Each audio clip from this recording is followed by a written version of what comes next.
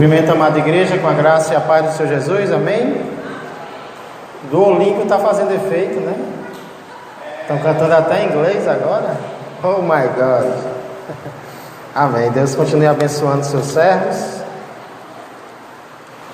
Vai ter divisão? Vini, sabe dizer? Vai? Divisão para as crianças, então.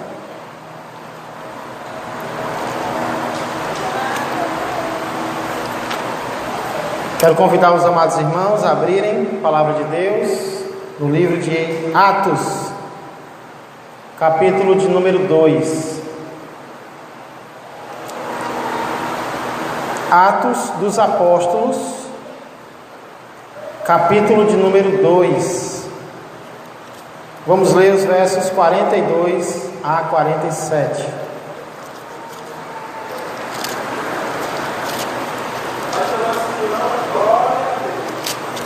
Vou deixar para o final hoje. Vou inverter a ordem. Mas se os irmãos trouxeram, vão ter oportunidade ainda, viu? Obrigado, Fernando. Atos, capítulo 2, versos 42 a 47.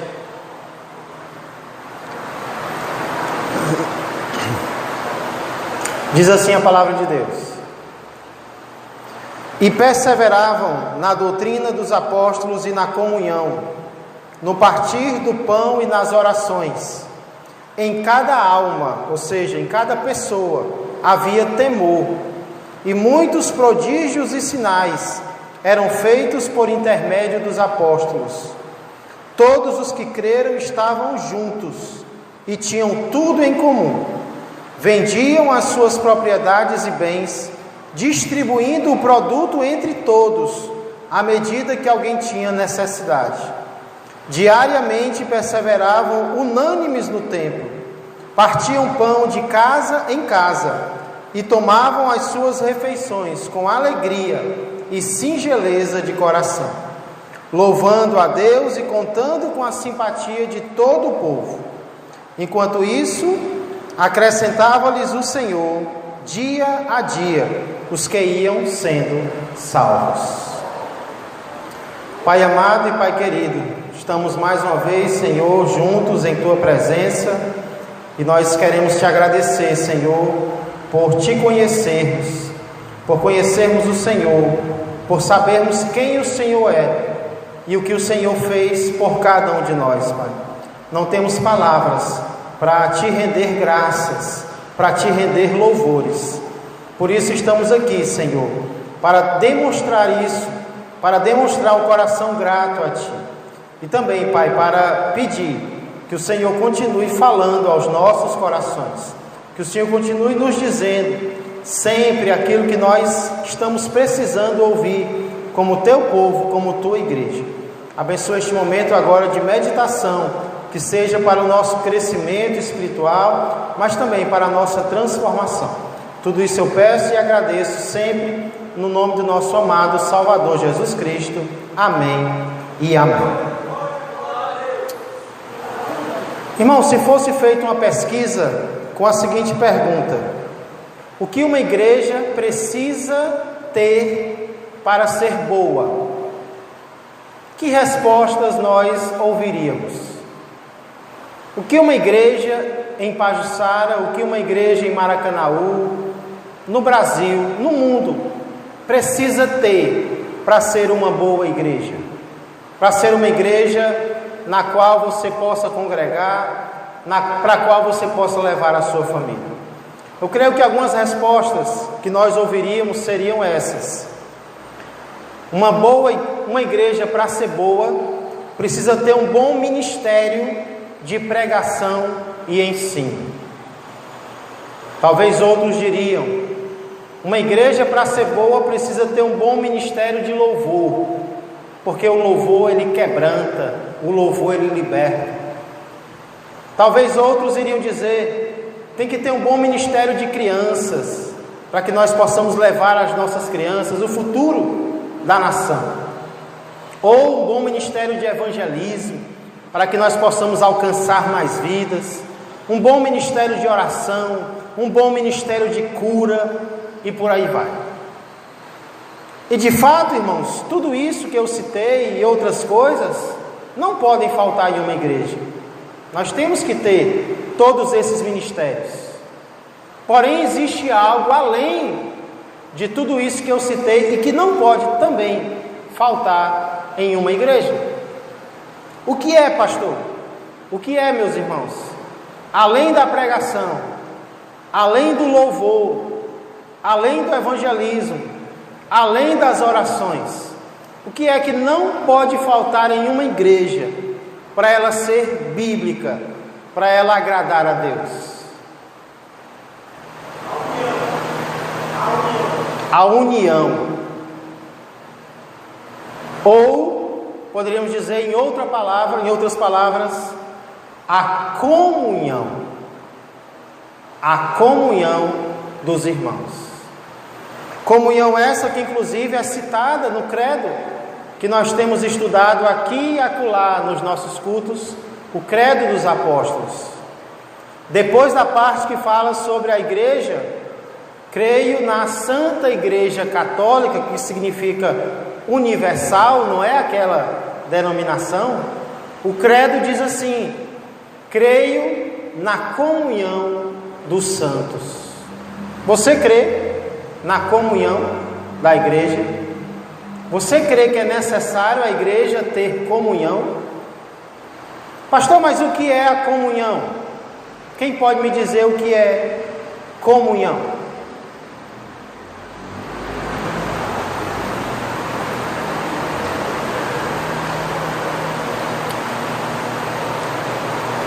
Alguém? Comunhão em algumas igrejas nada mais é do que um momento de comes e bebes. Vamos ter um momento agora de comunhão, né? Como que nós tivemos ontem à noite, depois do estudo para os diáconos, como que nós costumamos ter todo domingo pela manhã. Para algumas igrejas, comunhão é isso. Vai ser o sábado da comunhão, vai ser o sábado dos comes e bebes. E de fato a comunhão envolve comer juntos, beber juntos. Por exemplo, o verso 46 vai citar isso, que a igreja em Jerusalém tomava as suas refeições com alegria e singeleza de coração. Inclusive, lembra quando Jesus apareceu a 2 discípulos no caminho de Emaús? E eles não reconheceram Jesus? Quando foi que eles perceberam que era Jesus que estava com eles? Alguém lembra? Foi quando ele partiu o pão e distribuiu entre eles. Foi no momento da refeição, do partir do pão, que eles lembraram: olha, é Jesus, né? Parece que Jesus era caracterizado por isso, por esses momentos de tomar refeição juntos. Então, com certeza, ter comunhão envolve ter refeições juntos, faz parte da comunhão. Porém, nós precisamos entender que a comunhão cristã, ela vai muito além de compartilhar a refeição. Palavra comunhão tem a ver com isso, com compartilhar algo, com dividir algo. E vai além, pastor, mas envolve o quê? A comunhão cristã envolve compartilhar o quê? Nós poderíamos citar muitas coisas, mas por questão de tempo, eu queria mencionar apenas duas, que nós encontramos aqui no texto de Atos 2, 42 a 47, especialmente no verso 44. Primeira coisa que, segundo a Bíblia, nós cristãos devemos compartilhar uns com os outros é o nosso tempo. É aquilo que talvez nós temos de mais valioso, humanamente falando, que é o nosso tempo. Tem gente que diz assim: tempo é dinheiro, mas eu discordo, porque o dinheiro você perde e você pode recuperar, o tempo você perde e você não recupera nunca mais. Então tempo é mais valioso do que dinheiro, mas nós temos que compartilhar o nosso tempo uns com os outros. Olha o início do verso 44, por favor. Todos os que creram estavam o quê? Juntos. Eles estavam juntos. Essa é a primeira coisa que o texto chama a atenção e a qual eu quero enfatizar hoje. Durante o aniversário da igreja, um dos pregadores chamou a atenção para o fato de que ser um discípulo de Jesus envolve, em primeiro lugar, estar com Jesus. De fato, esse é o chamado, eu diria o chamado primordial do cristão, é estar com Cristo. Por quê? Porque é do nosso estar com Cristo que vai fluir tudo mais na nossa vida. Pode perceber, quando você está em comunhão com Deus, tudo mais na sua vida flui naturalmente, flui da fonte que é a nossa comunhão com Deus. Então, ser cristão, em primeiro lugar, envolve estar com Deus, envolve estar com Cristo. Porém, aqui nós percebemos que ser cristão não é apenas estar com Cristo. Ser cristão também é estar com os que são de Cristo, com aqueles que se converteram a Cristo, porque o texto diz que todos os que creram, creram em quem? Em Deus. Todos os que creram em Deus estavam juntos. Então tem aqui uma parte do crente para com Deus, de crer em Deus, mas também tem uma parte do crente para com os outros crentes. Todos os que creram estavam juntos. E aí o próprio Lucas vai explicar o que significa esse estar juntos. Olha comigo o verso 46. Diariamente perseveravam unânimes no templo, partiam pão de casa em casa e tomavam as suas refeições com alegria e singeleza de coração. Aqui Lucas vai falar de dois ambientes nos quais os crentes estavam juntos. E o interessante é que o primeiro ambiente que ele cita, qual é?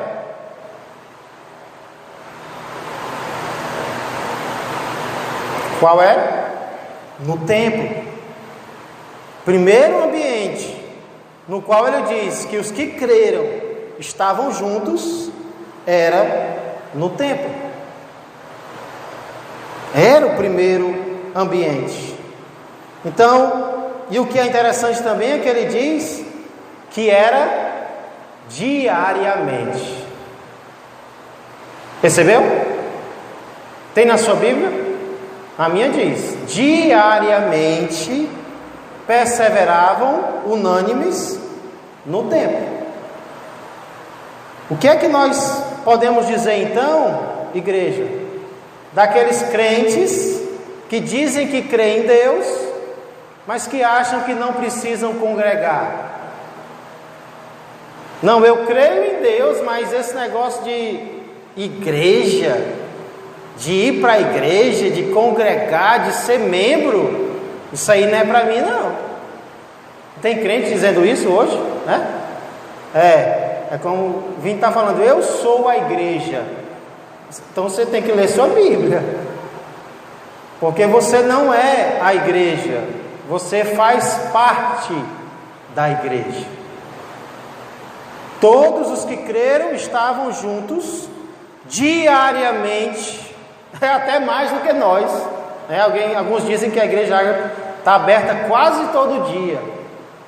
A igreja de Jerusalém estava aberta todo dia, diariamente. Os irmãos estavam lá juntos, até porque eles não tinham prédio próprio ainda, né? Eles iam para o templo dos judeus e lá eles se reuniam, eles congregaram. Então é muito antibíblica essa ideia de que eu posso crer em Deus sozinho, eu posso ir para o céu sem precisar congregar em um lugar. Esse texto fala muito sobre isso. Porém, não é só para quem não congrega que esse texto fala, não. Ele fala também para quem congrega mal. O que é alguém que congrega mal? É alguém que passa semanas sem vir ao culto e ainda consegue colocar a cabeça no travesseiro e dormir. Ainda acha que está certo, ainda acha que está certo. Mas como, irmãos? Eu sei que nem sempre dá para a gente comparecer a todas as programações que tem. Isso é notório, é fato. Mas deve ser o meu alvo participar de todas as programações que eu puder ir. Eu não posso ir para essa, mas como é que fica o meu coração? Fica triste. Eu imagino que o Gerlando fica triste, porque ele está à noite trabalhando, mas eu creio que o desejo dele é estar na casa de Deus. Eu vejo isso porque quando é feriado ele está aqui. Quando ele não vai trabalhar, ele está aqui, congregando. Então, é esse coração que nós temos que pedir que Deus nos dê. Senhor, me dá um coração que quer estar com o teu povo, um coração que quer estar congregando, porque ser cristão, comunhão, significa compartilhar o tempo que nós temos. E em primeiro lugar, o tempo que nós temos deve ser adorando juntos ao Senhor. E não importa a quantidade, não. O que importa é que a igreja está se reunindo naquele momento e eu quero estar com a igreja. Porém, o texto também fala que os irmãos estavam juntos fora do templo. Olha o que diz a continuação do verso 46. Partiam pão de casa em casa e tomavam as suas refeições com alegria e singeleza de coração. Ou seja, os cristãos não devem se ver só no culto, não. Infelizmente, irmãos, infelizmente, tem crente procurando igreja com esse objetivo, de não ter comunhão com ninguém. Eu quero ir para uma igreja onde ninguém me conhece. Eu quero ir para uma igreja onde ninguém sabe quem eu sou. Por quê? Porque até quer estar adorando a Deus com os outros, mas não passa daí, não.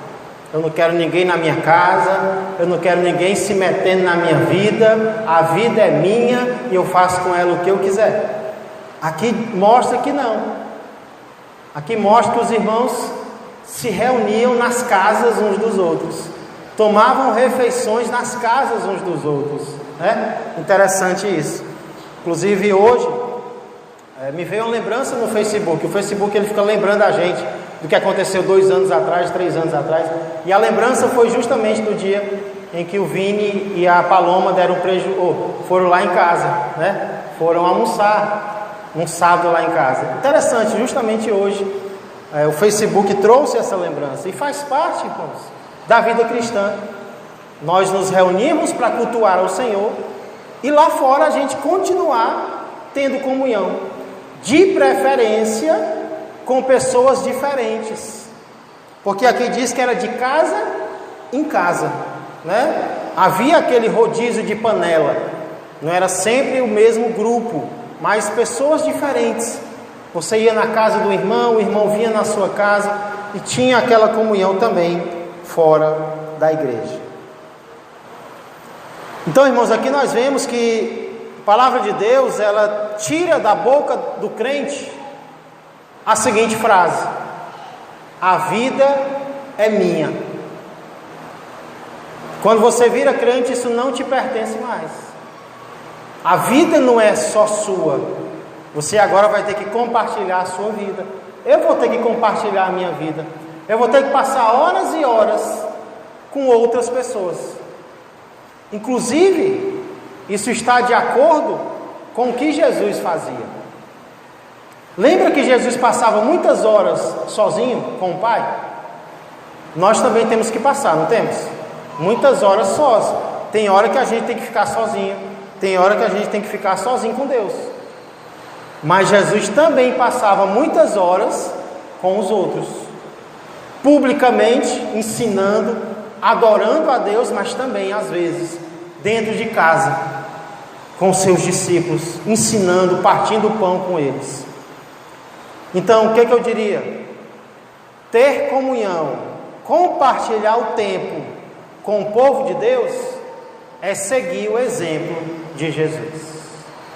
Nós temos que compartilhar o nosso tempo e, ao fazermos isso, nós estamos seguindo o exemplo do nosso Mestre. Amém, igreja? Deu para entender até aqui? O que é que eu e você temos que compartilhar como crentes? O nosso tempo. O tempo é meu. Eu li, né? Bill Gates, se não me engano foi ele, dizendo que ele nunca seria crente, porque ele não acha sábio gastar horas domingo de manhã em uma igreja. Talvez então ele também não vai para o céu, porque só quem está disposto a obedecer a Deus, compartilhar o seu tempo com outras pessoas, vai ganhar a vida eterna. Então, precisamos compartilhar o nosso tempo. Mas eu disse que são duas coisas que esse texto cita e que eu queria mencionar. Então, a segunda delas, também no verso 44, é os bens. Como cristãos, ter comunhão também significa compartilhar os nossos bens. Olha o final do 44. Todos os que creram estavam juntos e tinham tudo em comum. O que significa esse tudo em comum, Lucas? Verso 45. Vendiam as suas propriedades e bens, distribuindo o produto entre todos, à medida que alguém tinha necessidade. E aí, quando chega lá no capítulo 4, vamos dar um salto para o capítulo 4, versos 32 a 35, ele vai falar também sobre isso.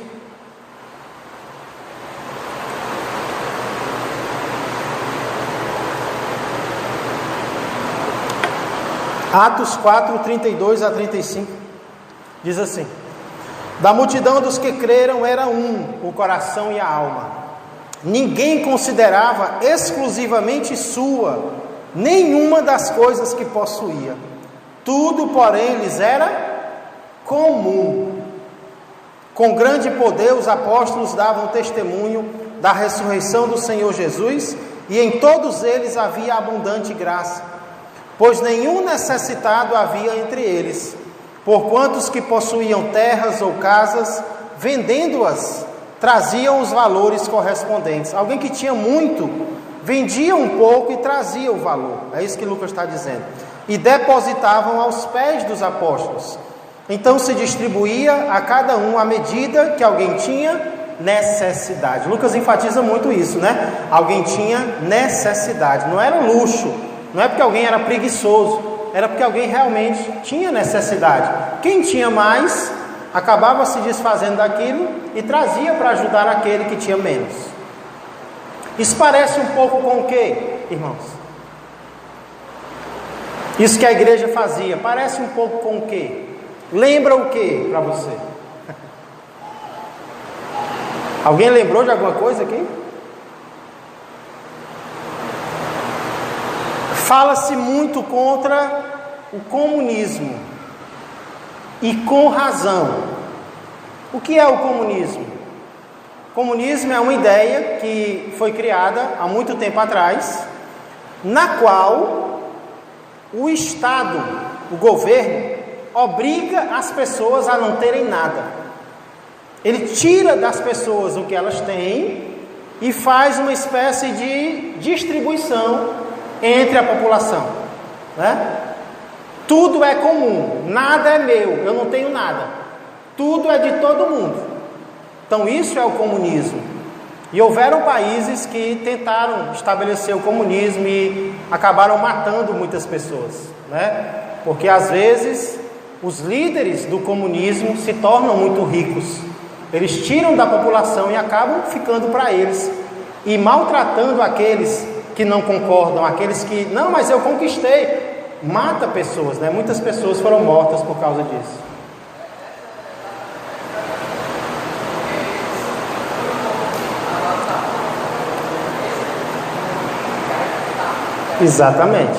Exatamente. Então, era isso que eu queria enfatizar, né? O que o Vinícius está falando. O comunismo, ele sofre críticas e com razão. Por quê? Porque ele quer obrigar as pessoas a não terem nada. Já aqui, existe uma ideia de que tudo é comum. Mas qual é a diferença? É que é voluntariamente. Os apóstolos não chegavam dizendo, olha, você tem que vender isso, você tem que vender aquilo. Não. As pessoas sentiam desejo. Quem tinha muitos terrenos, vendia um terreno e trazia aos apóstolos. Dividam aí com quem está precisando, né? Vejam aí quem está precisando e divida com essa pessoa. Então, aqui nós vemos que o melhor não é o comunismo e nem o capitalismo, que é aquela ideia de ter mais, eu tenho mais, eu acumulo mais. Qual é a melhor ideia? Nem o comunismo, nem o capitalismo. A melhor ideia é o cristianismo, né? Esse deveria ser o sistema econômico mundial, político, o cristianismo. Porque, irmãos, o cristão, quando ele entende a palavra de Deus, ele pratica o princípio da mordomia. E o que é a mordomia? A pessoa pensa logo, a mordomia é a pessoa ficar estirada no sofá, né? Deixa de mordomia. Mas na Bíblia, mordomia significa eu não sou dono de nada. Eu sou mordomo do dono. Você conhece essa figura do mordomo? Em casas muito ricas, né, de antigamente, tinha um mordomo. O que era um mordomo? Era aquela pessoa que não tinha nada, mas administrava tudo que o dono tinha. Na Bíblia nós vemos que nós não temos nada. Tudo que nós temos, como foi lido, né? O momento do ofertório é de Deus. É Deus que nos dá todas as coisas. Nós temos que entender isso, irmãos. Nós temos que entender a família. E às vezes nós dizemos o meu filho, a minha filha. Mas na Bíblia, o nosso filho, a nossa filha é de Deus. Tanto é que nós oramos, Senhor, faz a tua vontade na vida do meu filho. Não é assim? Ou nós queremos que a nossa vontade seja feita? O melhor é a vontade do Senhor, né? Inclusive eu estava lendo, depois o Everardo vai falar, sobre, lendo não, a Suiane estava ouvindo uma postagem sobre Steve Jobs. E ele morreu com 50 e poucos anos, deixando uma fortuna de 7 bilhões de dólares. Ele levou o quê? Absolutamente nada, né? Então, é exatamente isso. Nós não vamos levar nada, porque nada nos pertence. Nós somos apenas guardiões daquilo que Deus colocou à nossa disposição. É verdade? Sim.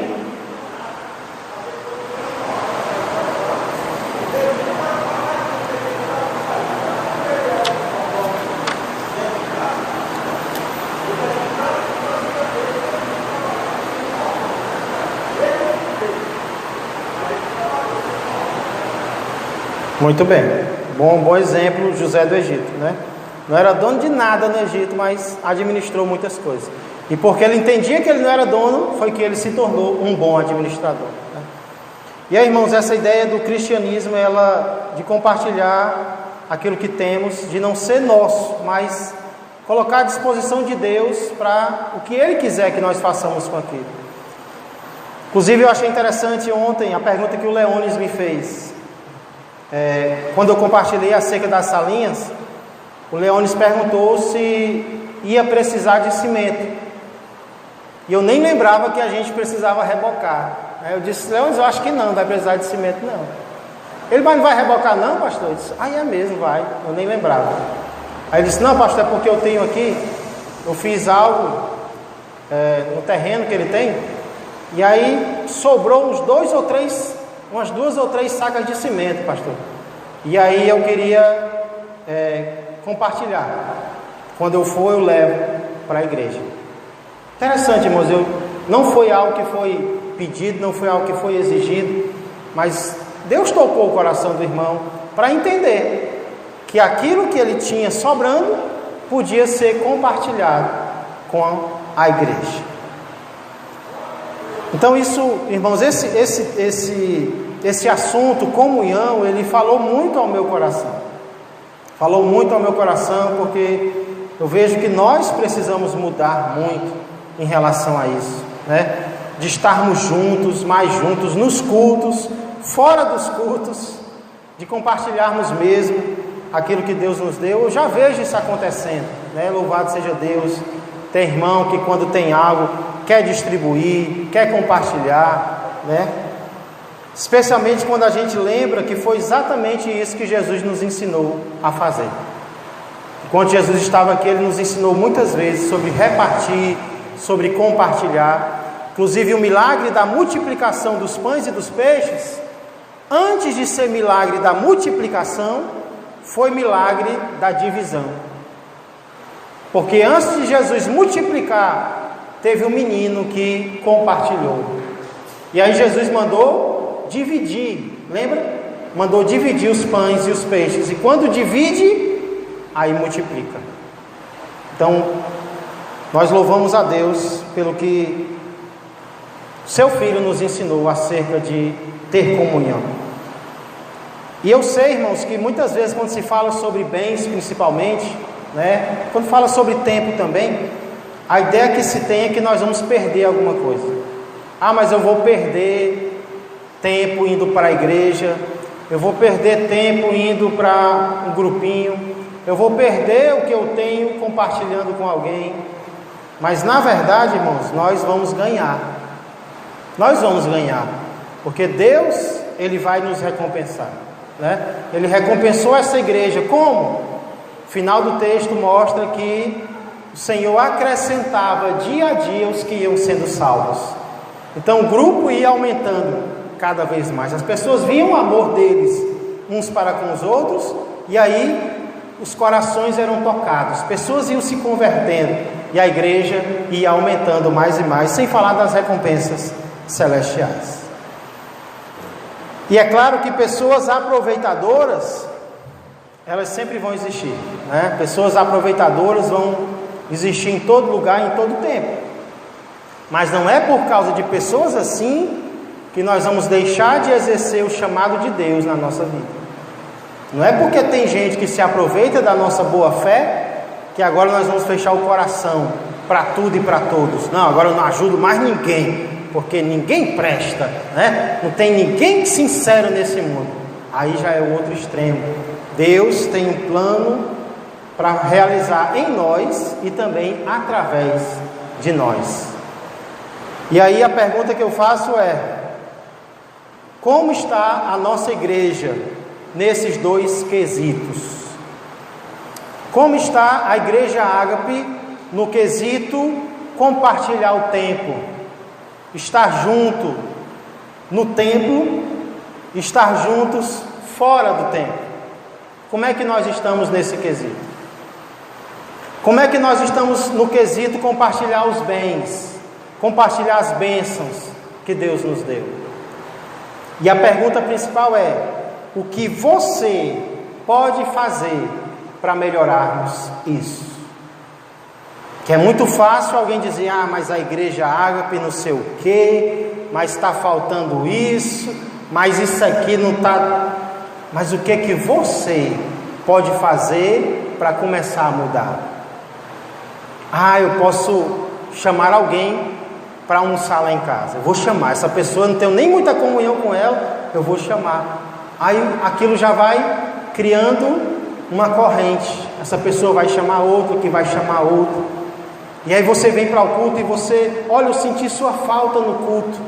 A Bíblia diz que nós temos que estar juntos, adorando ao Senhor, e eu não vi você.